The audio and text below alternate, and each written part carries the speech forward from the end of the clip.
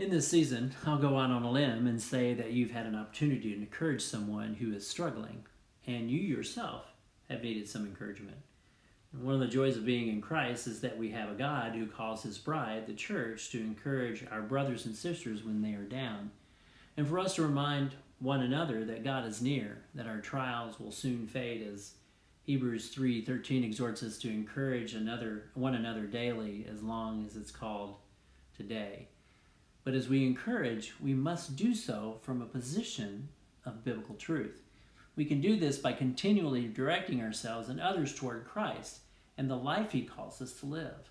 When those among us are hurting, we certainly need to have compassion for them and restore them in gentleness. But it's never loving to simply agree and comfort someone who is completely focused on their circumstances and, frankly, wallowing in self-pity. There have been many times where I want to whine and moan about my circumstances, and I do frequently, just ask Suzanne.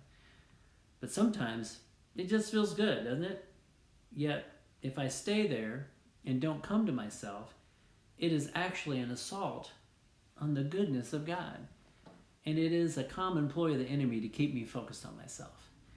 And when I come alongside someone who's focused on their circumstances and don't gently point them back to the transforming power of his word, the life-giving spirit that lives within each of us, and his sovereign goodness, it actually keeps someone down and threatens to pull us down in the process. Forgiveness and victory is only found in Jesus Christ. Now you may be thinking, whoa, Pastor Jay, that seems a little harsh. But when we allow ourselves to focus on the clarifying reality of eternity and take the proper perspective that Jesus endured ridicule and humiliation from his accusers and overwhelming pain on the cross simply because he loved us, that the joy of seeing our restored relationship with the Father allowed him to persevere through unbelievable hardship. His sacrifice brought us the gift of salvation. His perseverance should bring us the gift of strength and a renewed hope. Which brings us to Hebrews 12. Let's take a look. Hebrews 12:3. Consider him who endured such opposition from sinful men, so that you will not grow weary and lose heart.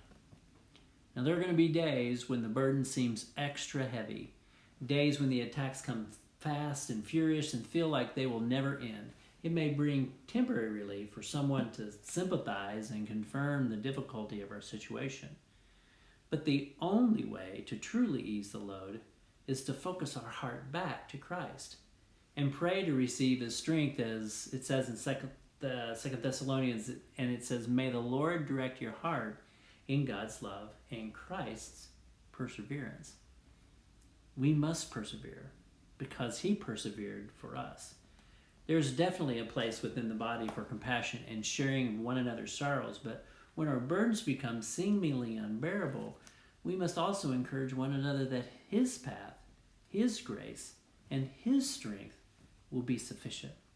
We will not lose heart if we focus on his love. We will persevere and not grow weary if we keep our eyes fixed on Jesus and that Hebrews chapter, the author and perfecter of our faith. So who do you need to encourage today with the truth of a new perspective? Perhaps it's you. Perhaps it's me. I love what author Jerry Bridges writes in his book, The Pursuit of Holiness.